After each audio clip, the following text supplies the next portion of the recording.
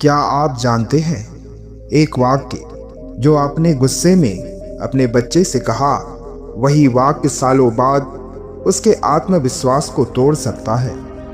बुद्ध कहते हैं, शब्द तीर की तरह होते हैं, एक बार निकल जाए तो वापस नहीं आते। आज के वीडियो में हम जानेंगे उन 8 बातों के बारे में जो बच्चों से कही गई हो तो उनका मन निराशा, डर, भय से भर सकता है। तो वीडियो अंत तक जरूर देखें, क्योंकि अंतिम वाक्य सबसे खतरनाक है।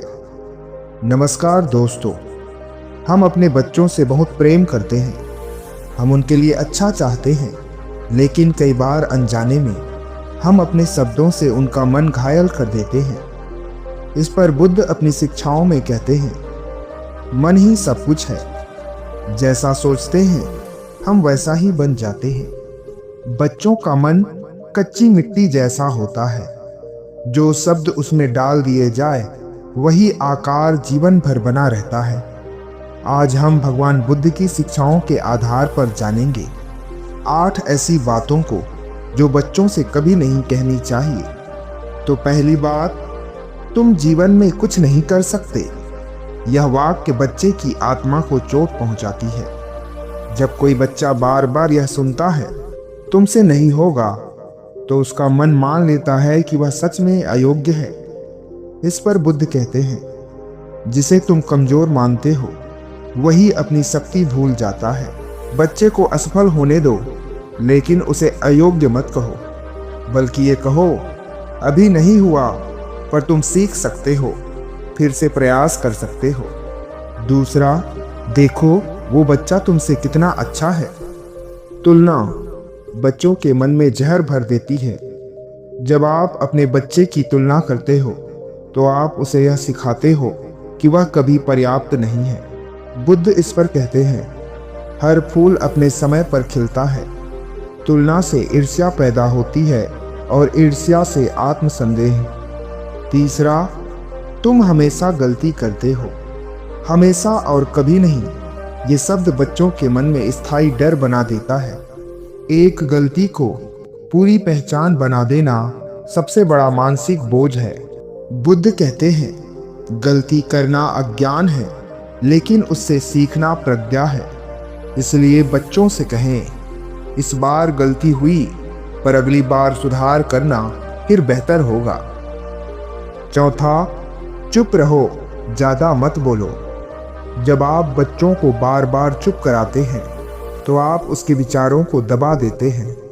धीरे धीरे बच्चा खुद को व्यक्त करना बंद कर देता है। बुद्ध मौन को महत्व देते थे, पर दबाए गए मौन को नहीं। मौन तब सुंदर है जब वह स्वेच्छा से हो। बच्चों की बातों को जानने का सही तरीका है उनसे अपनी बात शांति से कहें। पांचवा, तुम्हारी वजह से मुझे शर्मिंदा होना पड़ा। यह वाक्य बच्चों के मन को अपराध बोध से भर देता है। ऐसा बच्चा बड़ा होकर खुद को माफ नहीं कर पाता, तो बच्चों को सांत्वना के साथ बोलें, इस स्थिति को हम मिलकर संभाल सकते हैं। छठवा, रोते नहीं, मजबूत बनो। रोना कमजोरी नहीं है, रोना भावनाओं का शुद्धिकरण है। जब बच्चे को रोने से रोका जाता है तो वह भावनाएं अंदर दबा लेता है। बुद्ध कहते हैं, जो दुख को स्वीकार करता है वही उससे मुक्त होता है। उनसे कहो, रो लो, फिर जब मन हल्का हो तो बात करेंगे। सातवां, तुम्हें तो कुछ समझ ही नहीं है। यह वाक्य बच्चे की बुद्धि पर सवाल उठाता है। धीरे धीरे बच्चा सोचना छोड़ देता है। बुद्ध की शिक्षा है, प्रश्न ही बोध की शुरुआत है। अगर बच्चा सवाल पूछ रहा है तो वह सीख रहा है। तो बच्चों से कहो, चलो इसे साथ में समझते हैं। आठवां, अगर ऐसा किया तो मैं तुमसे प्यार नहीं करूंगा। यह वाक्य सबसे खतरनाक है। प्यार को शर्त बनाना बच्चे के मन में असुरक्षा पैदा करता है। वह सिखाता है कि प्यार कमाया जाता है।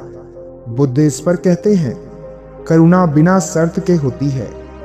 ऐसा बच्चा बड़ा होकर रिश्तों में डर के साथ जीता है। तो सही तरीका है बच्चों को समझाने का कि बच्चों को कहें, मैं तुम्हें समझता हूं, लेकिन प्यार हमेशा रहेगा। तो दोस्तों, बुद्ध कहते हैं, हम अपने बच्चों को जीवन नहीं दे सकते, लेकिन दिशा जरूर दे सकते हैं। आपके शब्द या तो बच्चे को तोड़ सकते हैं या उसे बुद्ध बना सकते हैं। तो आज से वादा करें, आप शब्दों से चोट नहीं, चिकित्सा करेंगे। धन्यवाद।